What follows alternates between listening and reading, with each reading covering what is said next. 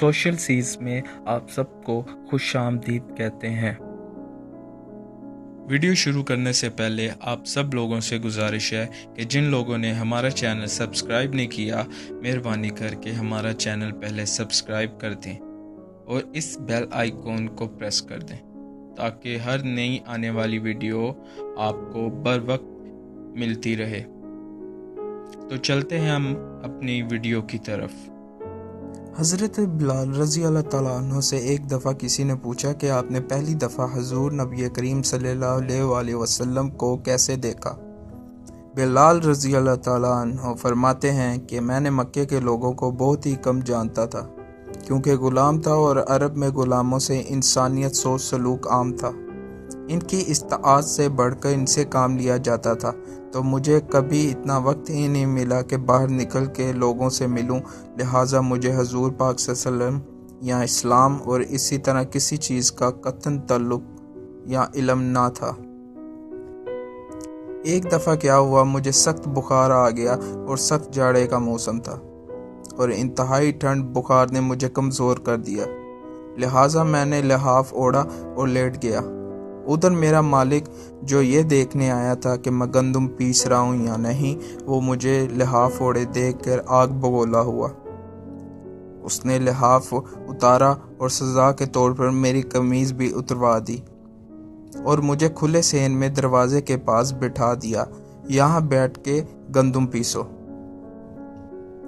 اب سخت سردی، اوپر سے بخار اور اتنی مشقت والا کام، میں روتا جا رہا تھا اور گندم پیستا جا رہا تھا۔ کچھ ہی دیر میں دروازے پہ دستک ہوئی، میں نے اندر آنے کی اجازت دی تو ایک نہایت پر نور چہرے والا شخص اندر داخل ہوا تو پوچھنے لگا، جوان کیوں روتے ہو؟ جواب میں نے کہا، جاؤ اپنا کام کرو، تمہیں اس سے کیا جس وجہ سے میں روں؟ یہاں پوچھنے والے تو بہت ہیں لیکن مدد کرنے والا کوئی نہیں آتا۔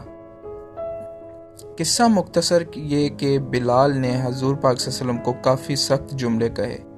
حضور پاک صلی اللہ علیہ وسلم نے یہ جملے سن کر چل پڑے۔ جب چل پڑے تو بلال نے کہا کہ بس، میں نے کہا تھا کہ پوچھنے والے تو بہت ہیں اور مدد کرنے کے لیے کوئی نہیں آتا۔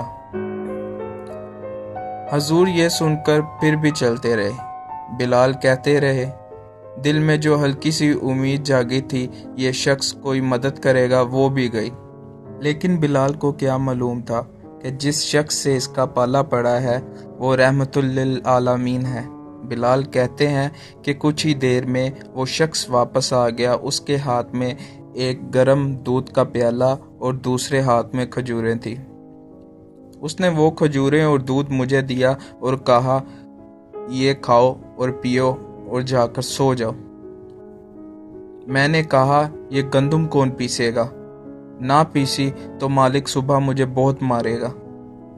اس نے کہا، تم سو جاؤ، یہ پیسے ہوئے مجھ سے لے لینا۔ بلال سو گئے۔ حضور پاک صلی اللہ علیہ وسلم نے ساری رات ایک اجنبی حبشی غلام کے لیے چکی پیسی۔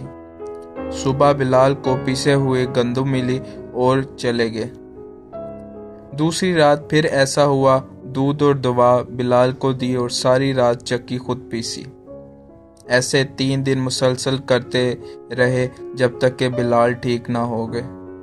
یہ تھا وہ تعارف جس سے لافانی عشق نے جنم لیا کہ آج بھی بلال کو صحابی رسول کے بعد عاشق رسول پہلے کہا جاتا ہے۔ وہ بلال جو ایک دن اذان نہ دے تو خدا تعالیٰ سورج کو طلوع ہونے سے روک دیتا ہے۔